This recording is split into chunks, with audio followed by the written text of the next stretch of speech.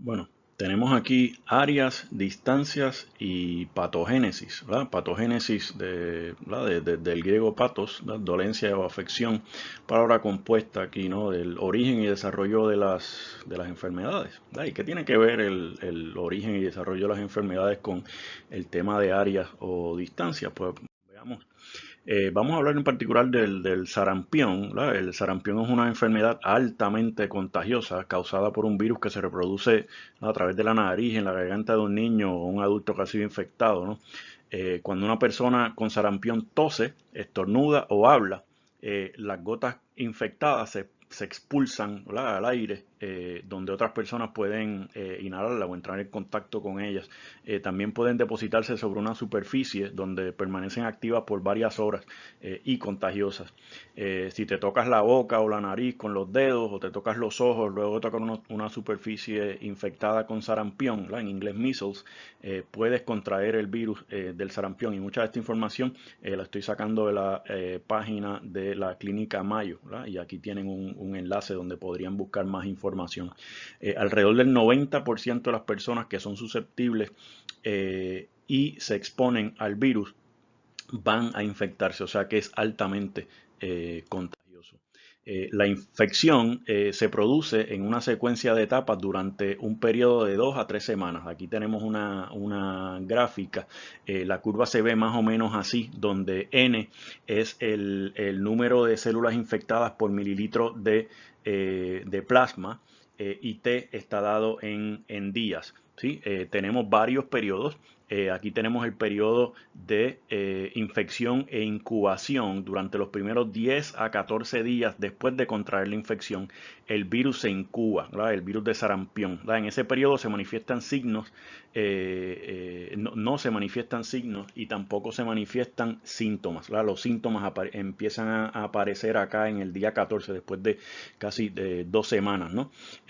Signos y síntomas inespecíficos, ¿verdad? Generalmente comienza con una fiebre leve a moderada, que a menudo viene acompañada de tos, una tos continua, goteo nasal, conjuntivitis y un poco de dolor de garganta, ¿verdad? Esto puede durar de 2 a 3 días, ¿lo ven aquí? De 2 a 3 días. La enfermedad aguda y el sarpullido, que consiste en pequeñas manchas rojas, como vimos en la laminilla anterior, algunas de las cuales están levemente elevadas, ¿no? Tienes como unos bumps ahí en la piel.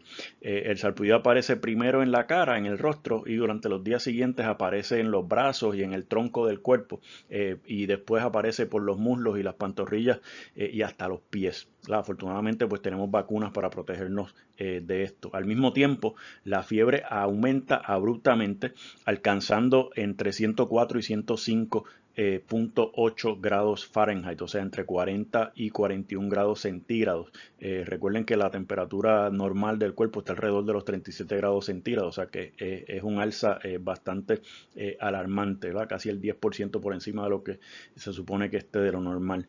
Y el sarpullido, una vez pasa este periodo, disminuye progresivamente, desapareciendo primero de donde primero aparece, que es del rostro, y luego empieza a desaparecerse del tronco, los muslos y los pies. Una persona con sarampión puede propagar el virus a otras durante aproximadamente 8 días, ¿verdad? Durante aproximadamente 8 días, que es este periodo que está acá. Desde aquí, desde el 10 hasta el 18. Ese periodo comienza 4 días antes de que aparezca el sarpullido, ¿verdad? Aquí aparece el sarpullido al día 14, 4 días antes y 4 días después del sarpullido. Podemos llamar a esta gráfica, vamos a ponerle por aquí, vamos a ponerle a esta gráfica, fíjense que tenemos por aquí N, y recuerden que N es el número de células infectadas por mililitro de plasma. Vamos a llamarle a esta N igual a, digamos, F de T. ¿Sí?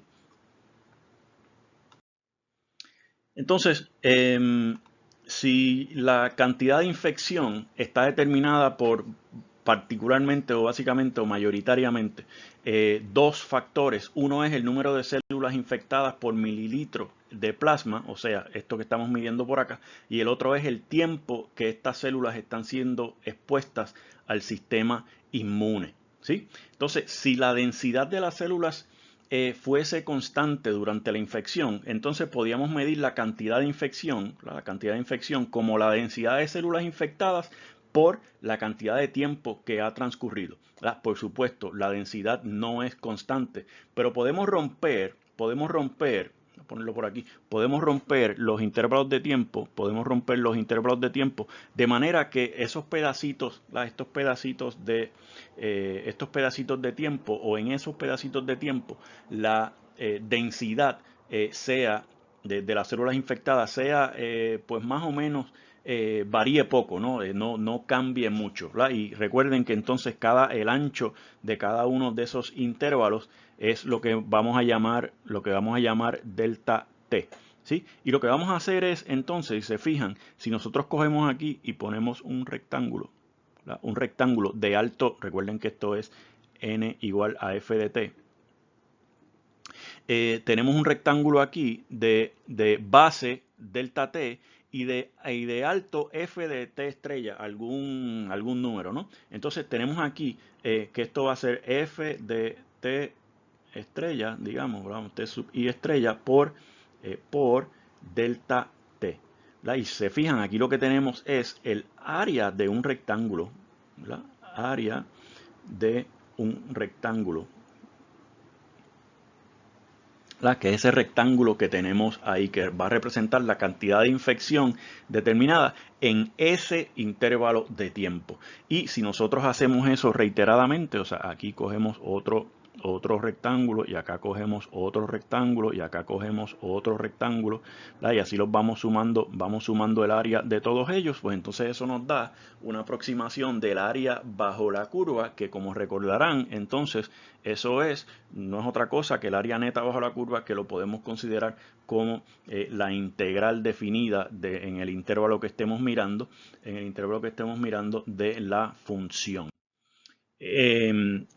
Por ejemplo, si cogemos el área bajo la curva de patogénesis, esta es n igual a f de t, entre t igual a 0 y t igual a 12 por aquí, digamos, y miramos el área bajo la curva en ese intervalo de 0 a 12, esa es la cantidad total de infección necesaria para desarrollar síntomas del virus del sarampión. Está aquí entre 12 y 14 días, ¿sí?